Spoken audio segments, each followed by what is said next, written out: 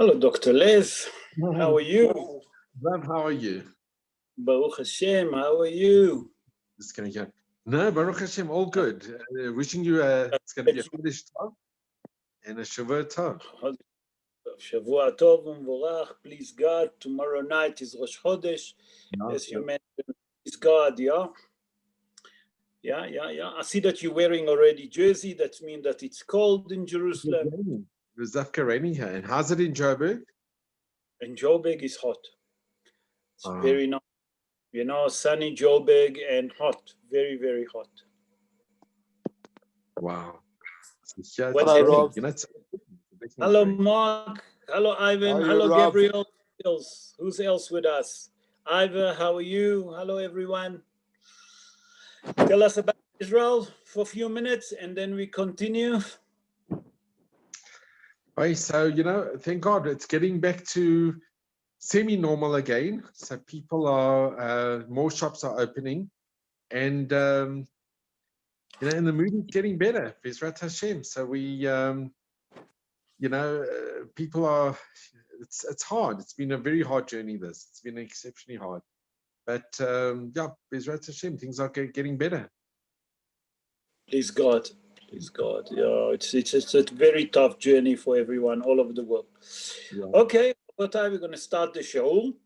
We're going to continue in Sefer Yehoshuah. We'll try to explain what we can see. I'm going to mute everyone. Later on, when I give time for question, you obviously can unmute and ask question. So, בעזרת השם, נעשה ונצליח, והשם עלינו ברחמיו וירוויח, השיעור יהיה לעילוי נשמת אסתר קדן בת קציה, מרדכי בן רחמה, הרב אברהם חיים בן יעקב אליעזר. Ivan, give me the name. Unmute. Daniela ben בת יעקב ראובן ואסתר בת משה הלוי, נשמתם תהיה צרורה בצור החיים, ולרפואת ליאורה בת מרים, מנשה נג'י בן פרחה, לרפואת לירון בן שריץ, גולדה גיטול בת שולמית לאה, יצחק בן טובה, הרב אברהם בן מרימה, ולרפואת הפסי בת שרה אימנו. Okay, I'm going to mute everyone. Ben Miriam. Sorry, say again. Ben Zion ben Miriam. Ben Zion ben Miriam. Chaya Rochel Leah. Chaya Leah. Rochel Leah. Bat Batya. Bat Batya, okay. הקדוש ברוך הוא ישלח להם, please God, רפואה שלמה. Okay. Okay, רבותיי, so we're going to start the show. I'm just going to repeat what we done quick for the last 4 verses, and then I'm going to continue with the book of Yehoshuah. So in chapter 1, we spoke about the preparation of Bnei Israel, getting ready to enter Eretz Israel. In chapter 2, we spoke about that Yehoshuah sending spy to the land of Jericho, to the city of Jericho, and what happened there with the spy. In chapter 3, we spoke about that chapter speak about the preparation of Bnei Israel getting ready to enter the land of Eretz Israel. In chapter 4, we explained that Bnei Israel actually getting ready to cross the Jordan River and passing the Jordan River and building a big memorial, big monument with big stone in a Gilgal.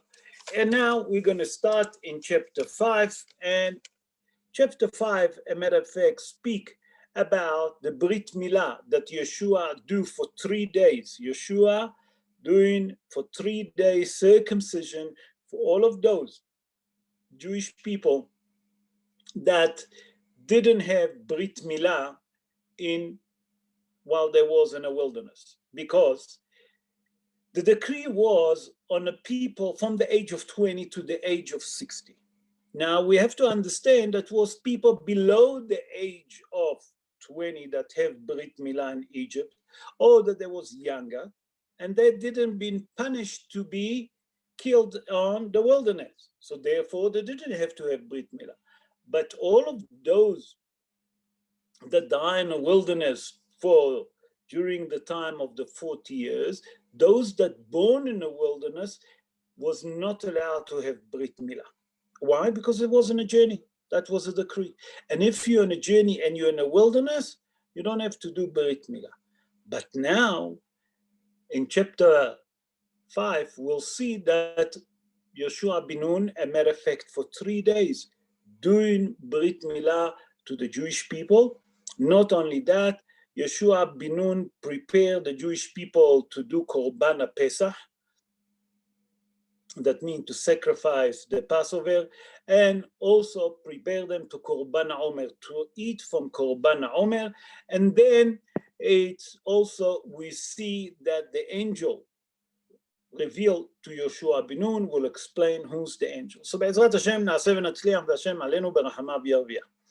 In verses 1 to verses 9, and those verses, in the book of Yehoshuah actually describe to us how Yehoshuah ben Nun for 3 days, okay, circumcising Bnei Israel for 3 days. Although those that left Egypt and was in a wilderness while they were circumcised didn't have a problem, they enter Eretz Israel and didn't have to be circumcised. All of that started on the year 2488. The date that Yehoshuah ben Nun starts circumcising Bnei Israel, it was on the 11th of Nisan, okay, until the 14th of Nisan. And that's mountain called the mountain of the foreskin. They give it a nickname, Givat Ha'aralot. Milshon Orla, they call it the hill or the mountain of the foreskin. In verses 10 to 12, and those verses, they describe how Bnei Israel doing the Korban Pesach to their families, each one individually, the Korban Pesach that they do on the 14th of Nisan in the evening in Arvot Moab, and immediately the following morning, the manna stopped falling down. That means as Bnei Israel entered the land of Eretz Israel, and they done Korban Pesach, after they done Korban Pesach, the following morning, okay, Rabotai, the manna stopped coming down. And that was the end of the manna for Bnei Israel. They didn't see any more manna. Bnei Israel also bringing Korban Omer. We done shiur about Korban Omer, what it means Korban Omer quickly, that they take the grain of the barley, and from that one that they bring that sacrifice of the barley grain, they can eat, they can start eating Tvuah Hadasha. What it means Tvuah Hadasha? A new grain. That means on Tetzayin Benisan, they brought the Omer, the Korban Omer, and now they're allowed to eat from the new grain of Eretz Israel. In verse 13 to verse 15, and those verses we see that the angel of HaKadosh Baruch Hu revealed to Yehoshuah ben Nun. Who was that angel? Rashi HaKadosh explained that that angel was Michael, the angel Michael, Malach Michael. He revealed to Yehoshuah ben Nun. When Yehoshuah ben Nun see the angel, a matter of fact, he fall on his face and he bowed down to the angel. And not only that, he take his shoes, okay, in a command of the angel. And now the angel speaking to him.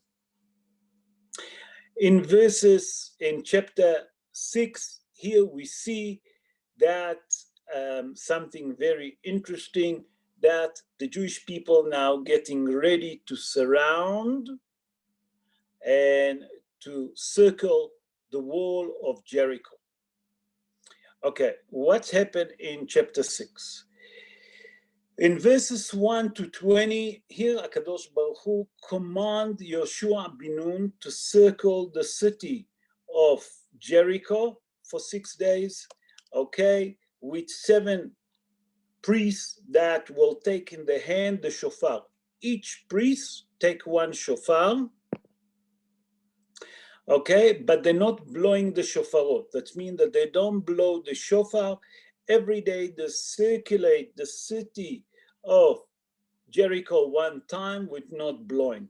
And that's how they do for 6 days. And on the 7th days, the Kohanim circle the city of Jericho 7 times and blow the shofar, and then the wall of Jericho fall down. What it means fall down? Hazal explained that they didn't just fall down, they actually been swallowed. The ground opened them and those walls came down. Why? Hazal explained that the member of Jericho was a witchcrafters, and they built the wall with witchcrafting. So to bring the wall down, you needed a lot of mystical, okay?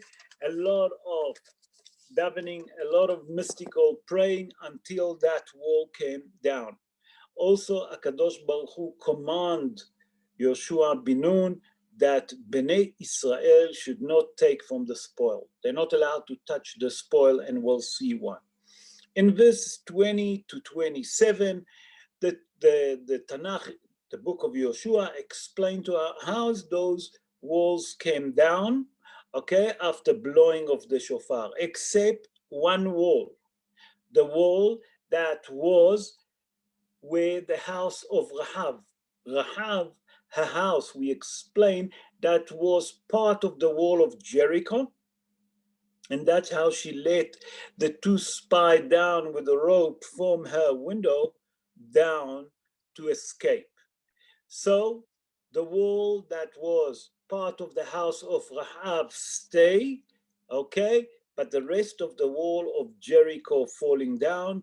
Yehoshuah bin Nun command the two spies, that's Pinhas and Caleb ben Yefuneh, to go to save Rahav and a member of her family. That means Rahav, her father, her mother, her brothers, and her sisters. Okay.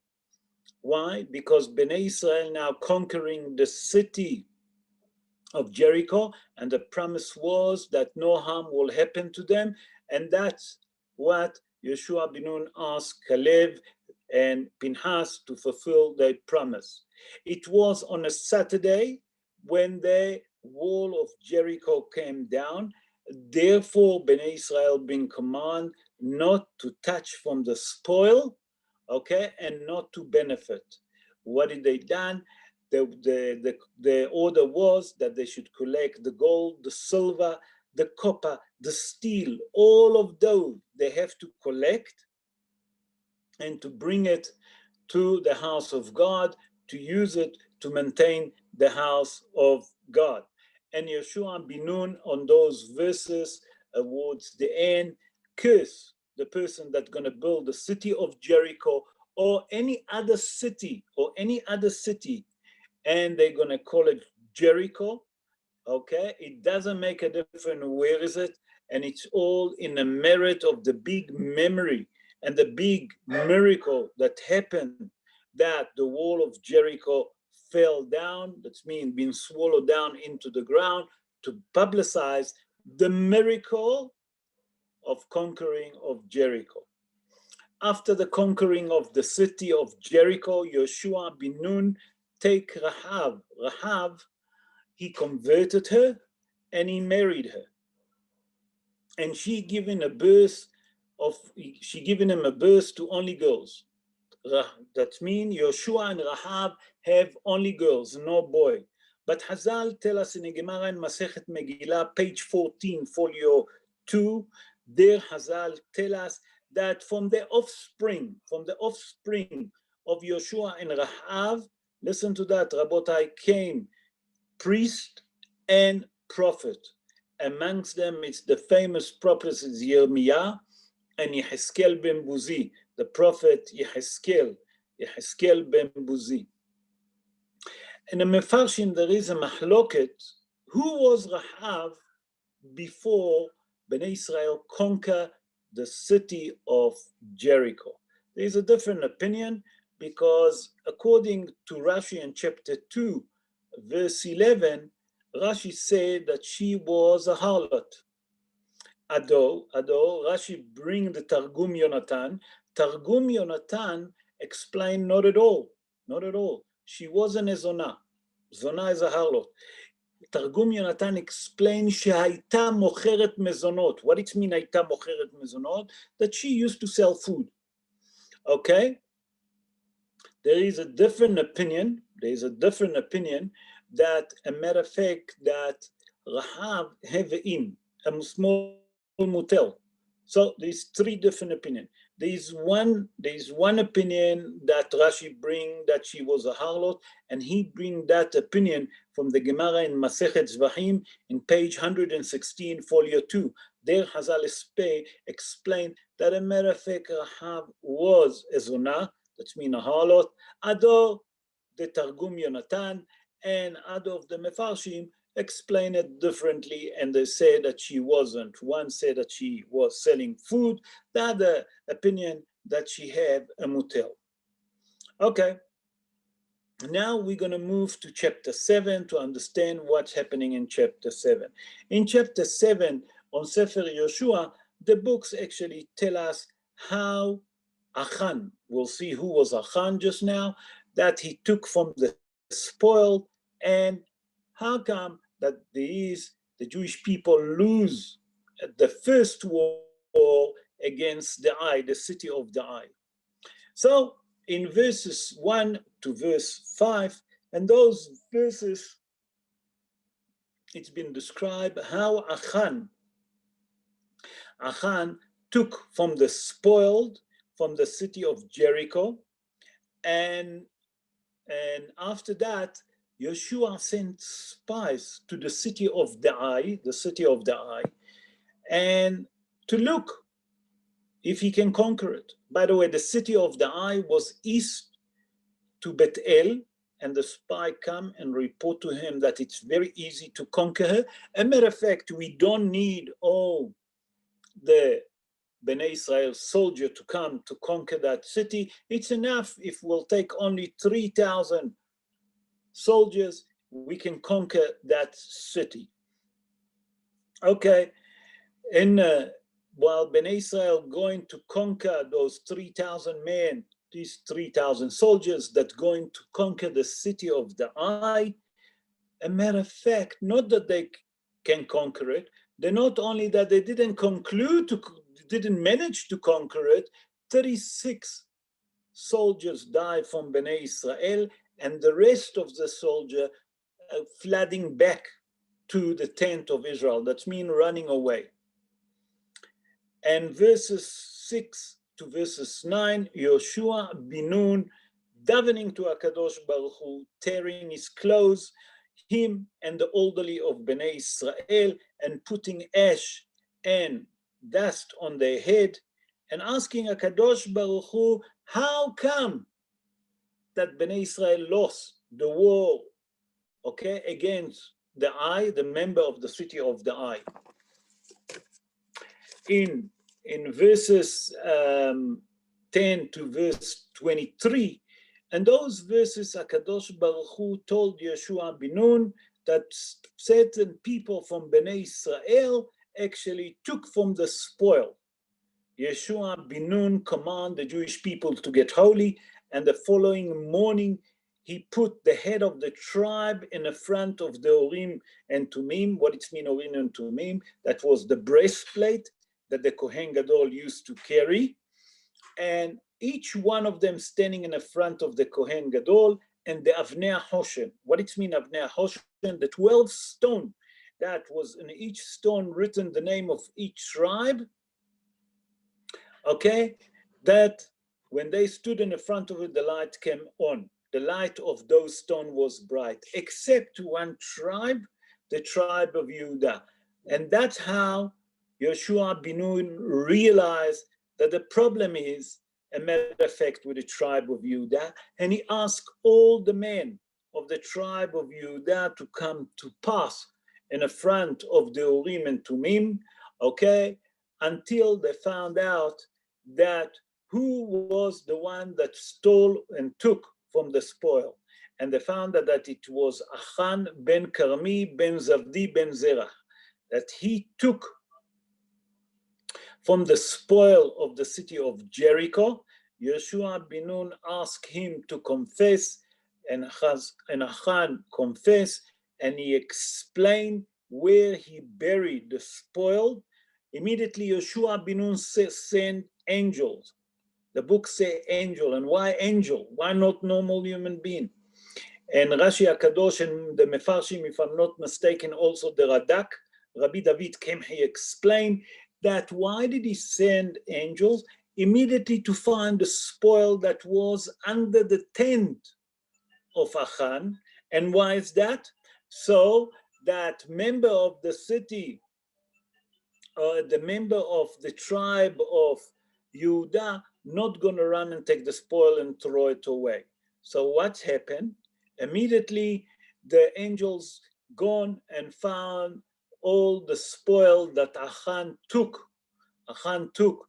from the city of Jericho and bringing it to Yehoshuah bin Nun.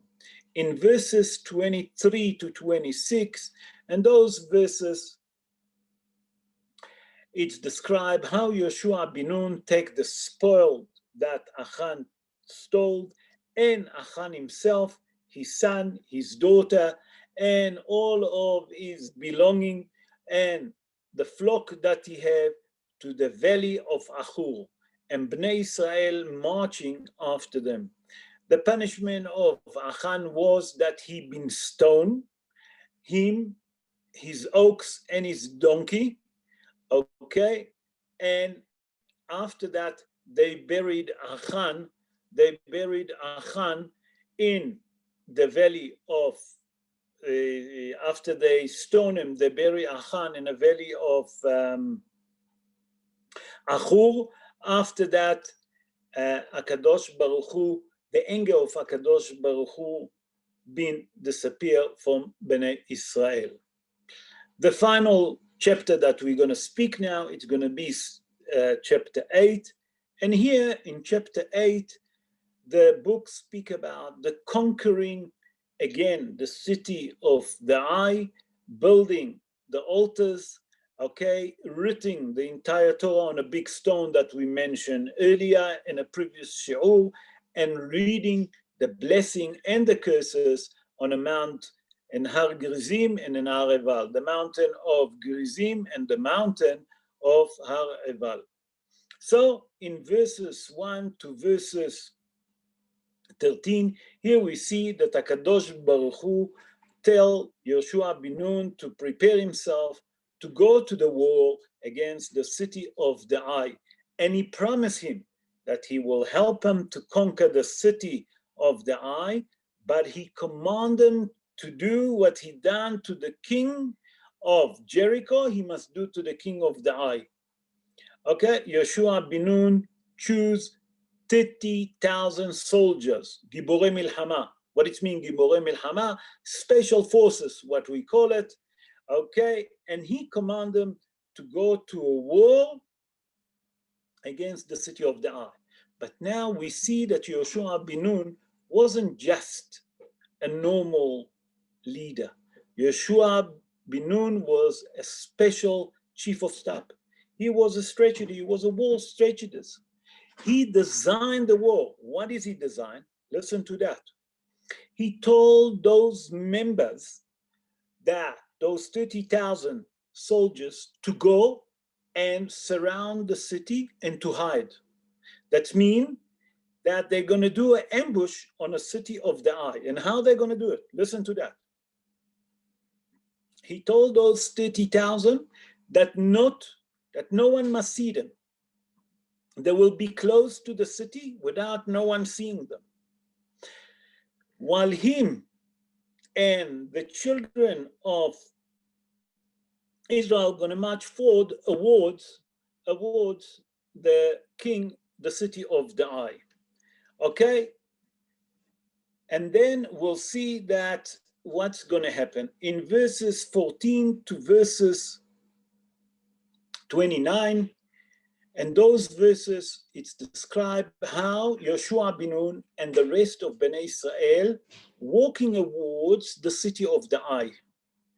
And when they walking towards the city of the Ai, the king of the Ai and his soldiers saw them, and they're going towards them to a war.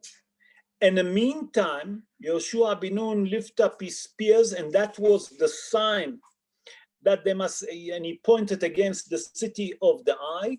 Those 30,000 people that was surrounding the city have a free interest to the city, and they walk into the city and they start burning the city of the Ai. The king of the Ai and his soldier, when they saw that they kingdom, the city get burned, immediately turned back to save the city, the belonging, and the properties. What happened? They have a double attack. Those 30,000 soldiers attacking them from the front, Yehoshuah bin Nun and the rest of Bnei Israel attacking them from the back, and that's how they killed the entire member of the city of the Ai, except the king, that they caught him alive. They caught the king of the Ai alive, okay? And what happened there? That when they caught him alive, the Bnei Israel took him, and the punishment was that they gone to kill him. The Yehoshuah bin Nun himself hanging the king of the Ai on a tree, and towards the evening bringing him down to the city, and he put a big stone on him. They built like a monument on top of them, because one of the mitzvot that we have is to bury a deceased. Bnei Israel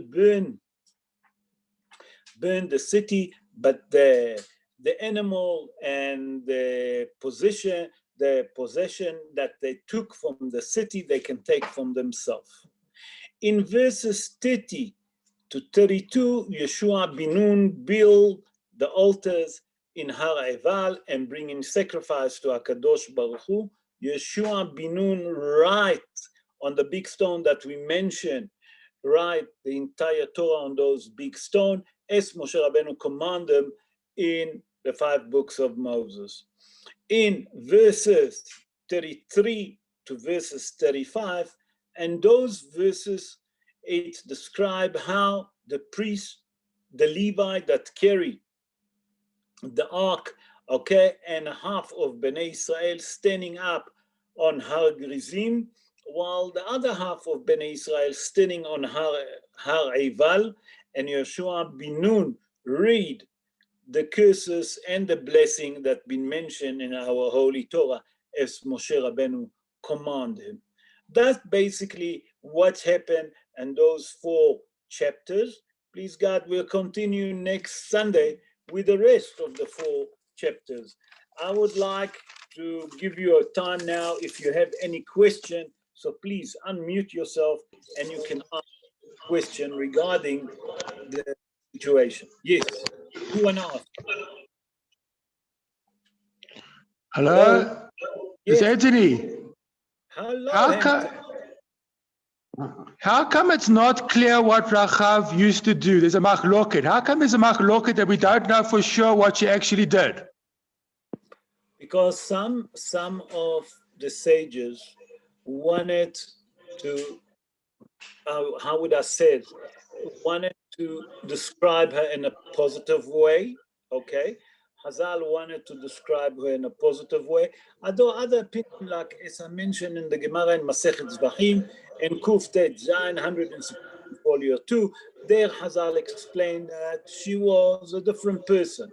Vice versa, Anthony. The idea was that Rahav convert, Rahav done tshuva, HaKadosh Baruch Hu actually accepted her tshuva. Not only that, how do we know that he accepted her tshuva? That from Rahav and Yehoshuah bin Nun, they have only girls.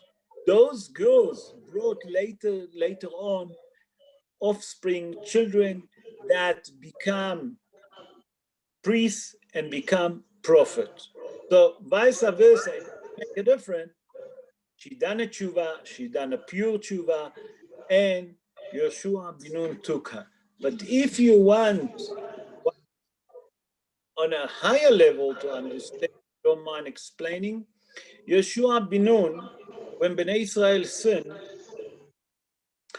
Yehoshuah bin Nun pointed a finger against Bnei Israel. Said to HaKadosh Baruch Hu, destroy Bnei Israel. HaKadosh Baruch Hu said to him, you think it's so simple to destroy my own children, my own son? He said, I'll teach you a lesson. And what's happened? HaKadosh Baruch Hu commanded Yehoshuah bin Nun to marry Rahab. And when he married Rahab, Chazal say that when they have the children together, HaKadosh Baruch Hu told Yehoshuah bin Nun to kill their kids, to leave them. And Yehoshuah bin Nun said, but they're my kids, how can I do that? HaKadosh Baruch Hu come back to Yehoshuah bin Nun and said to him, Yehoshuah, you remember you told me that I must kill Bnei Israel and change them with another nation? Your children, you don't know if they're yours or someone else, and you feel sorry for them. How much so I feel sorry for Bnei Israel. Now you understand where is that this from? I hope that I answer the question from both point of view that there is on Rahab. Any other question? Thanks very Yeah. much. Pleasure. Rov, Yes, bechavod. it says in 5.2, and at that time Hashem said to Yehoshuah, make sharp the knives yourselves, circumcise the children of Israel the second time. Why a second time? In chapter, 1 second, in chapter, 5.2. say again, chapter 5.2. 5:2. Chapter 5:2. Let me go there. Anthony, Ivor, please mute yourself. There is a lot of noise coming there. If you don't mind muting it. Please, I can't hear. בעת ההיא אמר השם אל יהושע בן נון, עשה לך חברות זרים ושוב ומול את בני ישראל שנית. What it means, circumcise them again. That means there is those that, and I forgot to mention. Very good question, Ivan. Those that done Brit Milah, okay, but they didn't done Pri'ah. What it means, they have to do first, there is the Milah, to cut the foreskin. After that, to take the membrane, I always explain that. And there is Metzitza. What it means, Metzitza? To draw blood. So here, those that have, some of them didn't have, they didn't draw blood from them. Here, HaKadosh Baruch Hu command Yehoshuah bin Nun to draw blood from those that, though that they have Brit Milah, to draw blood from them. And that's what it means again. You follow? Any other question, Rabotai? Maybe I didn't explain myself properly regarding the book of Yehoshuah. Try to go through it. Any question?